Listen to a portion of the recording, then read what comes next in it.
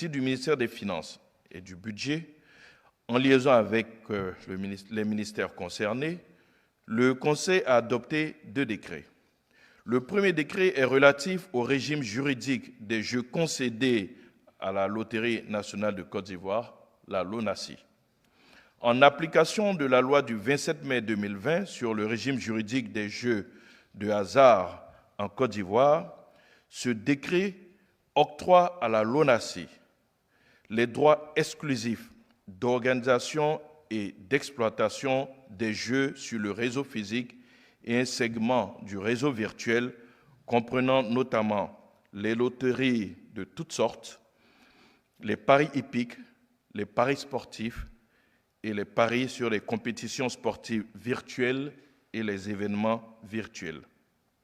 Ce décret détermine les modalités d'organisation, d'exploitation et de contrôle des jeux concédés à cette société à participation financière majoritaire publique.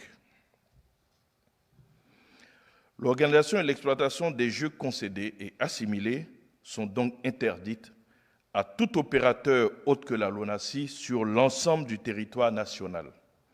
Les parieurs sont donc priés de ne pas se faire complices des structures autres que la LONASI qui organisent ces jeux car elles sont illégales. Le deuxième décret est relatif au régime juridique des jeux de hasard soumis à autorisation.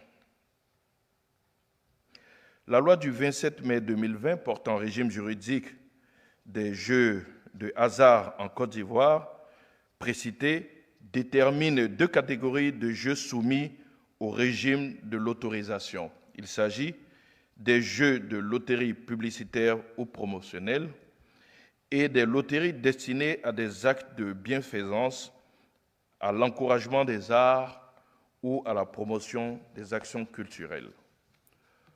Pour chaque catégorie de jeux soumis à autorisation, ce décret précise les modalités de délivrance, de renouvellement et de retrait de l'autorisation, ainsi que le montant, les conditions et les modalités de paiement des contreparties financières des jeux de hasard autorisés dus à l'État. Il confère en outre la compétence de la délivrance de l'autorisation à l'autorité de régulation des jeux de hasard, contrairement aux dispositions antérieures qui conféraient ce pouvoir conjointement au ministre chargé de l'administration du territoire et au ministre chargé de l'économie et des finances.